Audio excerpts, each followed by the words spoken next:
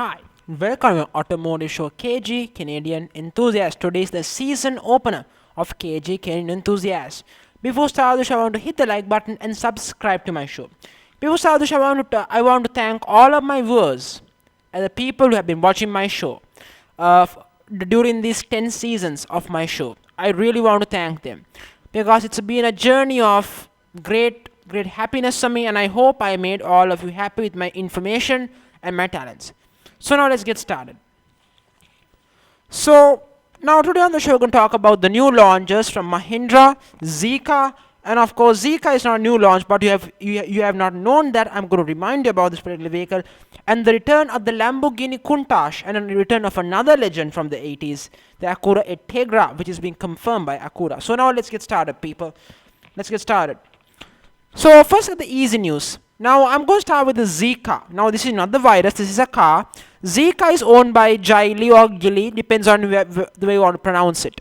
Zika Z001. It's virtually a 5-door shooting brake. Let's say design wise similar to a Porsche sporting a Panamera Turismo, something like that.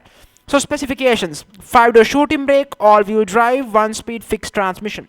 Now, so far the confirmed model with specifications is the range-topping model with the dual electric motors, making 536 horsepower and a top speed of 124 miles per hour. Now, you might think, well, that's a pretty good number. Price tag. Now, this particular range-topping model starts from $53,000. Now, I seen the interior and the exterior, and I must say I'm very impressed. And I think this thing should be very much a budget alternative for a Porsche Panamera or a Porsche Taycan, something people should consider. And of course, there are cheaper models starting at $36,000 as well. Moving on from that, let's talk about the Mahindra Xb700. It replaces the Mahindra Xb500, but much more luxurious, much more better looking, and tons of power to choose from. So let's start about specs. 5-door SUV, 7 seats or 5 seats, 4-wheel drive or front-wheel drive, 6-speed automatic or 6-speed manual. Now, these are the trim levels that I will talk about. There are more trim levels. This is the ones I am very much concentrate towards on. AX3, AX5, AX7. Of course, these are the trims. Now, the powertrains for the Mahindra Xb700 is actually very, very impressive. Way better than the Safari in my book. 2-liter turbo diesel with 153 horsepower to a 2-liter turbo diesel with 178 horsepower. And of course, there is a 2-liter turbocharged 4-cylinder engine with 197 horsepower. This thing is much more butch, much more punchier than the Tata Safari or the Tata Harrier. Now, in terms of price, they haven't told much, but I believe in terms of foreign currency outside India, I believe this will cost around $20,000 to $35,000 in my book, the Mahindra Xb700. I seen the interior, the exterior, and I truly love it. At first, I was skeptical. I thought it was just Xb500. But once I saw the pictures, once I seen it, I must admit I truly love the Xb700. Indeed, it's positioned as a mid-size and a compact SUV. So think of it as a Toyota Fortuner or a Prado competitor, but also a RAV4 CR-V competitor in the same time. So that's pretty unique actually. So moving on from that, let's quickly talk about return of an 80s legend, the Lamborghini Countach. Yep, the Lamborghini Countach is back, baby. I'm a big fan of the 80s. I love the 80s. I love everything about it. And the Lamborghini Countach is the most pinnacle of the 80s. Not so much as the Ferrari Testarossa from Miami Vice. Disagree with me on the comment section on that, or if you want to. Now, of course, the Lamborghini Countach is not a new nameplate. It's virtually a version of their Lamborghini Aventador, but at least Lamborghini is bringing back the nostalgia in a time of rather boring EVs and electric vehicles.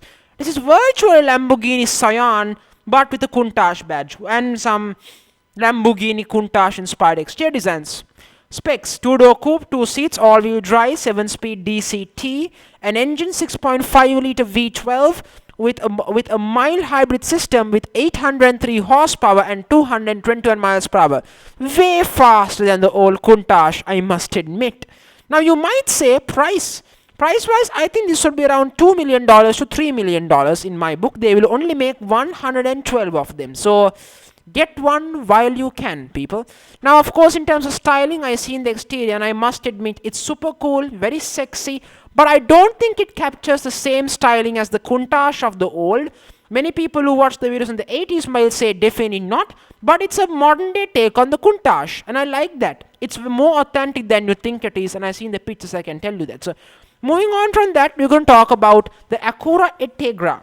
Yes, the Acura Integra is back in the game. Acura confirmed next year on the summer of 2022, the Acura Integra is coming back.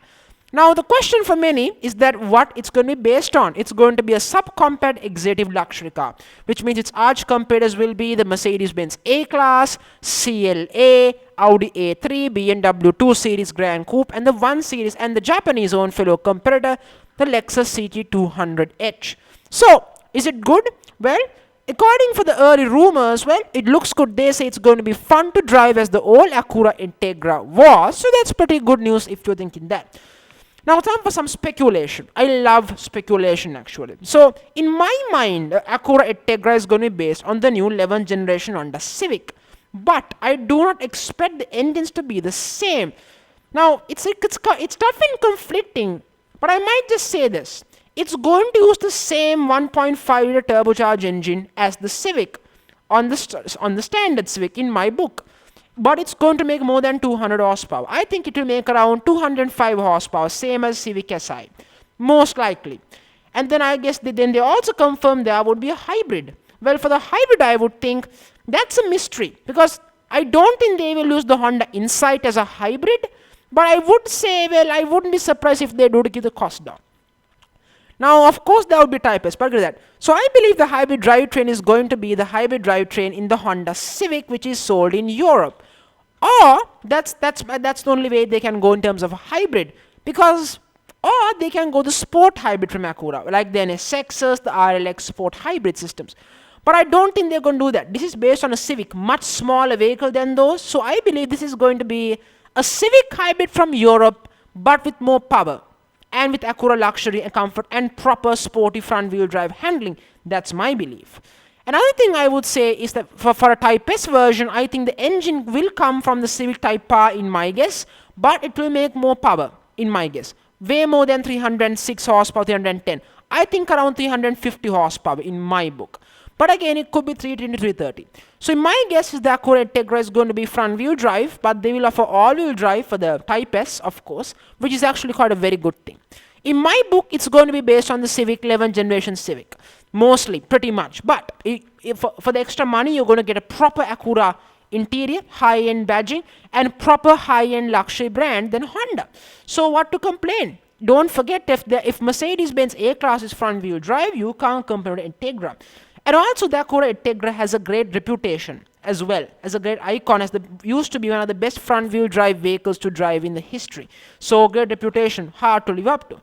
Now, of course, gearboxes-wise, I would think there would be a TCT carried over from the current Acura from the ILX. The 8-speed TCT in my book will carry on. The 10-speed could be too big for this vehicle since it's a subcompact executive luxury car. So, yes, that's my guess. In short, this thing is going to have engines from the Civic, no matter what people say, that's my stand. And it's going to have engine from the Type R, because it's not going to be getting things from the TLX. That's a crystal clear fact in my book. I could be wrong, I could be right. This is my case. So on this note, I'm going to end the video. Thank you very much for joining me on this show and joining me on the season opener on KG Enthusiast. Thank you very much.